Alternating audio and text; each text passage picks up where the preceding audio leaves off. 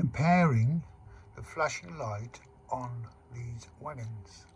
The first one, the coach, is a Bachmann DCC fitted with lights and a flashing light. You can have it permanently on, off or flashing.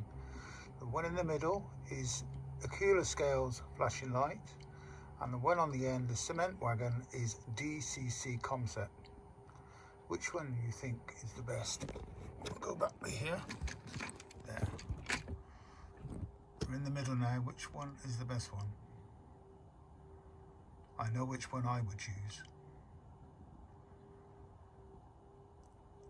The one on the left, the coach and the cement wagon, is taking its power from the track. The one in the middle takes its power from a battery.